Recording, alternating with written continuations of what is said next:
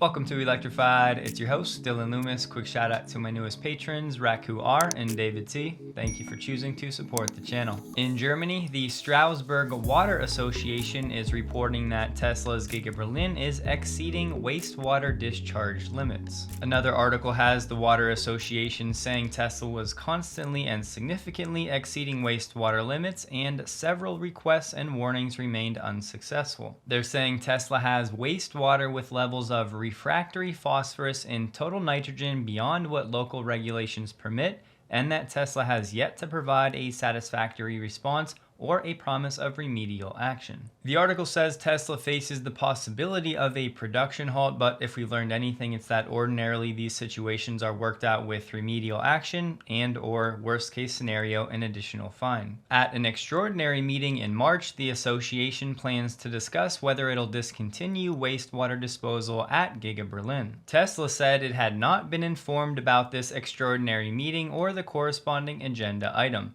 Tesla said it uses its own plans for the treatment of industrial wastewater. Adding wastewater is still produced from the operation of sanitary facilities and kitchens. With the elimination of industrial wastewater, the wastewater to be discharged from Giga Berlin is composed like typical municipal wastewater. Riveting stuff to kick this one off.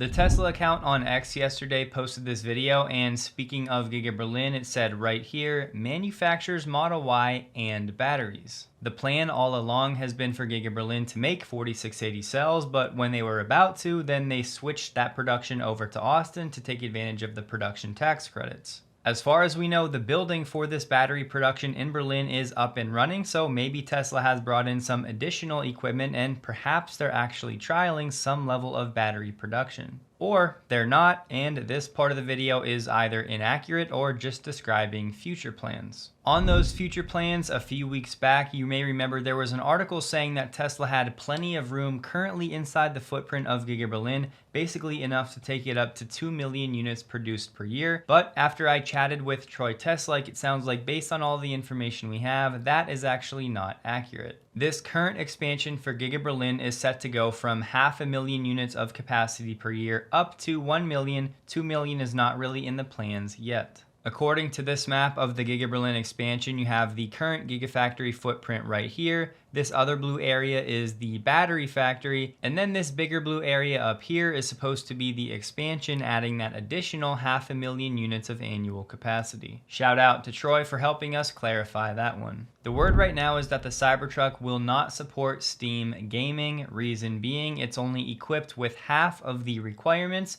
which are 16 gigs of RAM and 256 of storage. According to Green the Only, the Cybertruck only has half of those requirements, just like some of the early Model S and X vehicles with 8 gigs of RAM and 128 of storage. Green added the Cybertruck might not have a discrete GPU, but he was unsure about that point. Back in 2022, when Elon was talking about Steam gaming in the S and X, he was asked if a retrofit would be available for the earlier Model S and X vehicles that were not equipped, to which he said yes, and as far as we know, that retrofit costs around $2,300. On one hand, it's confusing because the Cybertruck has the biggest screen of any Tesla vehicles, also with the highest resolution, seemingly a great setup for gaming. However, we have to keep in mind that eventually Tesla still has a goal to sell the Cybertruck around $60,000 at a profit. I don't think most consumers are that concerned with having Steam in their Cybertruck. Sure, it would be nice.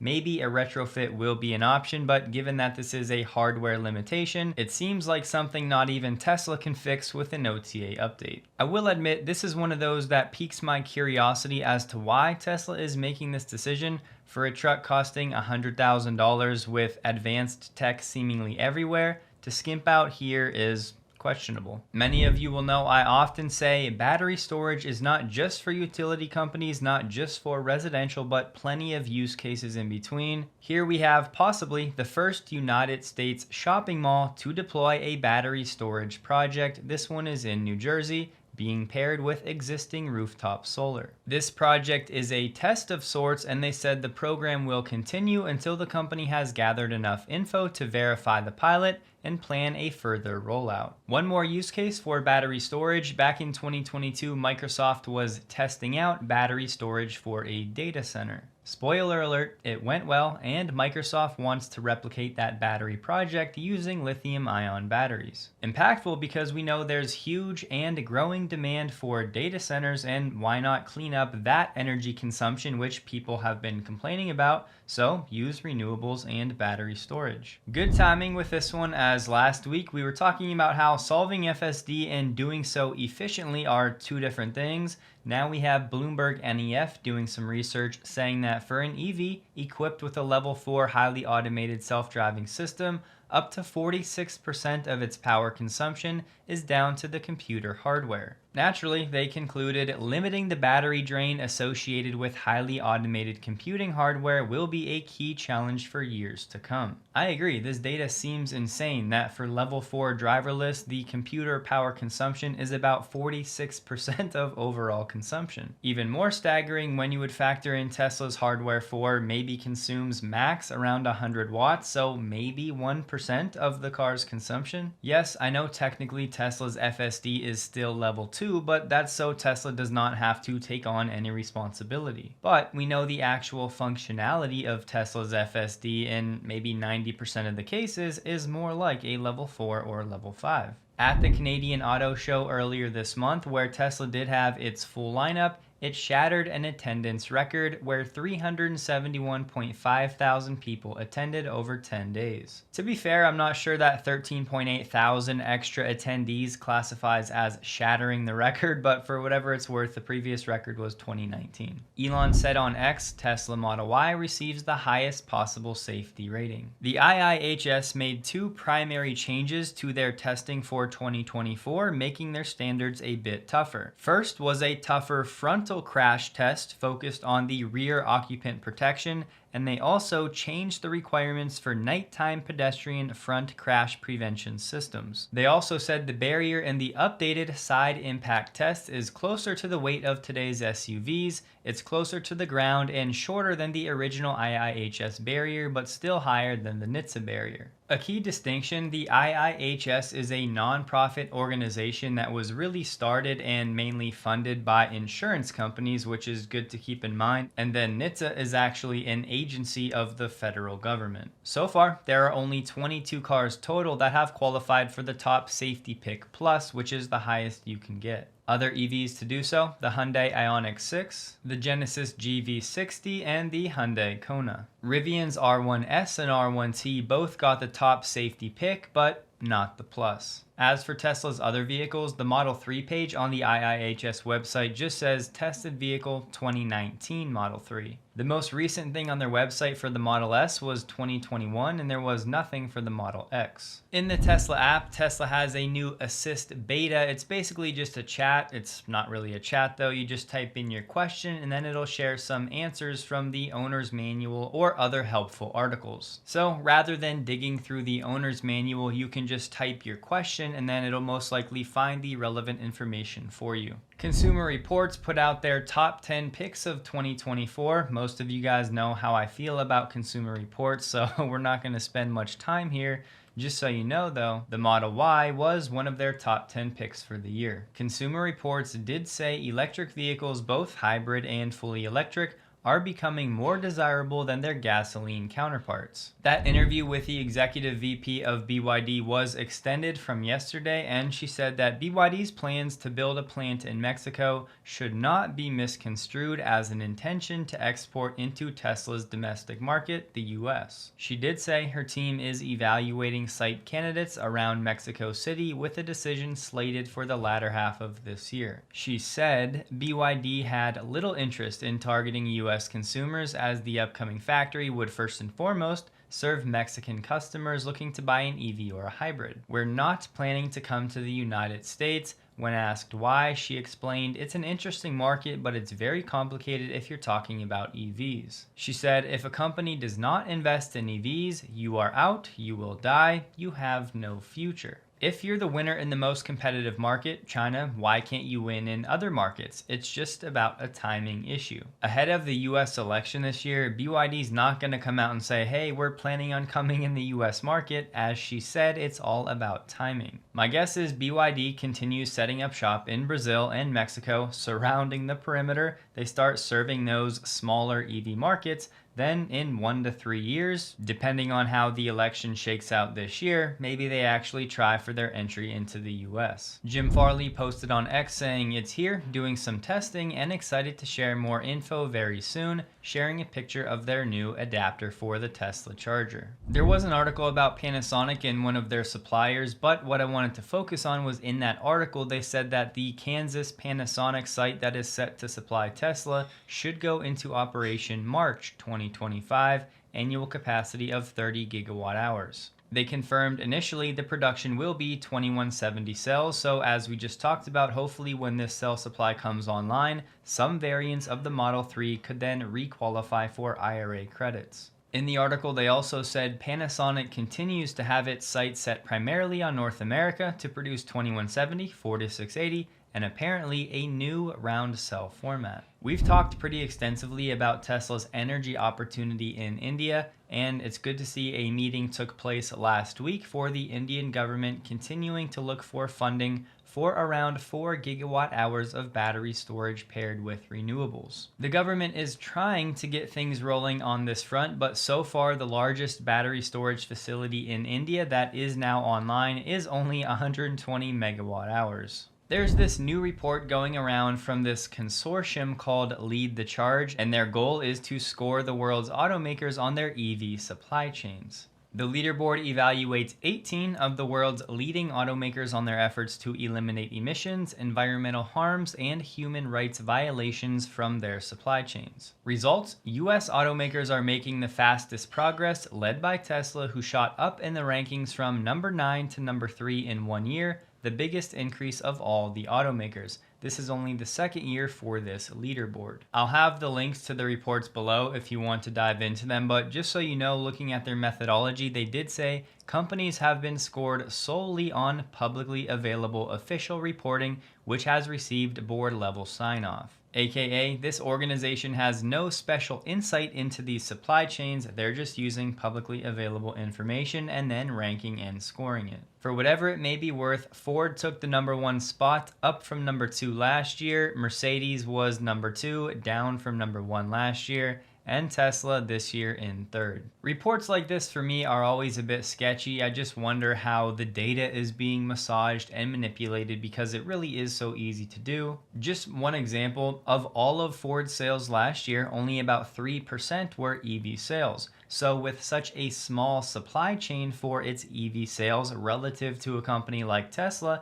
it's much easier to navigate that small of a supply chain, whereas Tesla needs much more supply from a variety of sources. Going through the bottom 6, 14 to 18, we have Honda, Toyota, BYD, GAC, and SAIC in last. To add to my skepticism for key findings for Tesla, one of the bullet points they were talking about Tesla's policy on human rights. This is especially concerning given the criticisms of Tesla in 2023 for not respecting collective bargaining rights of workers in Sweden. I won't read all of them to you, but go ahead and pause the screen if you'd like to read all of the key findings for Tesla. This Lead the Charge group is a diverse network of local, national, and global advocacy partners working for an equitable, sustainable, and fossil-free auto supply chain. Here are just a few of the groups involved. Today we got the news Apple is canceling a decade-long effort to build an electric car, according to people with knowledge of the matter. 2 executives told the roughly 2,000-person staff that the project will begin winding down and that many employees on the team working on the car, known as the Special Projects Group, will be shifted to an AI division for generative AI. The Apple Car team also has several hundred hardware engineers and car designers. It's possible that they'll be able to apply for jobs on other Apple teams. There will be layoffs, but it's unclear how many. As I said on X, this news really should come as a surprise to no one. This project has been a mess from the start. Constant delays, constant turnover, Constant questions about what they're even working on. There was never a prototype. There was never even an event to talk about any progress being made. I know Apple has plenty of cash, and sure, maybe it makes sense to just try things and see what sticks, as this is going to be a huge market. However, with that said, the level of hubris that Apple had on this one, thinking that they were going to do what only Tesla can do, was pretty wild. For Apple to ever even think it was going to come to market with some breakthrough battery with this fully autonomous vehicle with very minimal driving data relative to Tesla's massive fleet of robots collecting data, it just always seemed absurd to me. And over the years, we always got these comments of people saying it's next level, talking about Apple's battery technology like the first time you saw the iPhone. Look, I would have loved to see an Apple electric autonomous car, don't get me wrong, but I will not miss all of the articles like this hyping up a project that we never really learned anything about. And to hurl salt in the Apple wounds, don't forget Elon tried to sell Tesla to Apple during Model 3's production hell back in 2017, but Tim Cook would not talk. Elon said, during the darkest days of the Model 3 program, I reached out to Tim Cook to discuss the possibility of Apple acquiring Tesla for 1/10 of their current value. He refused to take the meeting. Most of you are familiar with that narrative that all legacy OEMs and any EV startup is eventually going to be able to just copy Tesla and do what Tesla does even better than Tesla. Well, I think after this news paired with all of the other news we've got over the past year, I think it's time we can finally say that narrative is officially dead. Nobody is copying Tesla, and yes, BYD is doing massive numbers, but we still don't really know how profitable their full BEVs are. Half of their sales are still hybrids. Then on top of that, if you take all of the government incentives behind BYD away, it remains to be seen what their financials would look like. So yeah, we say it pretty often, but the difficulty of what Tesla has pulled off is not well appreciated. We got the Tesla China weekly data. It came in at 10,800, a decent rebound from the Chinese holiday. Comparing it to the same week in Q4, that number was 16,700. Comparing the first 8 weeks of Q1 to Q4, Tesla is now about 23,000 units behind pace,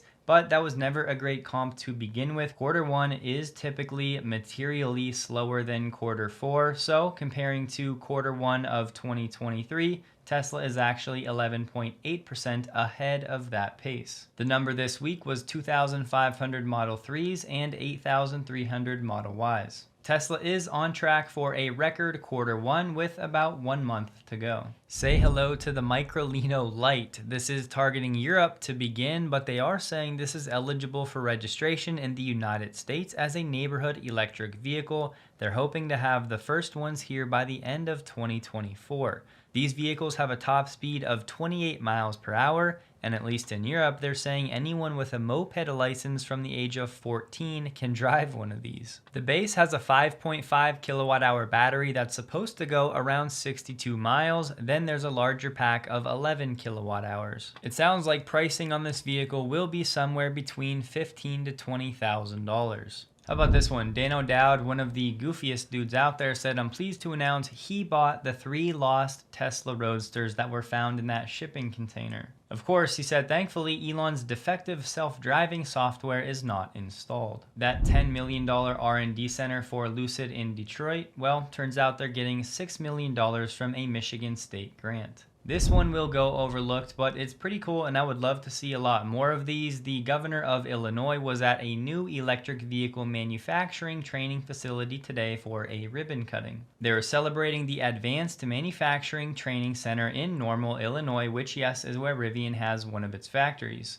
This program provides students with training, certificates, and degrees in electric vehicle and energy storage technology. The truth is, we need a lot more initiatives like this, especially when it comes to battery cell production. There have been multiple reports for all of these new battery factories going up in the United States.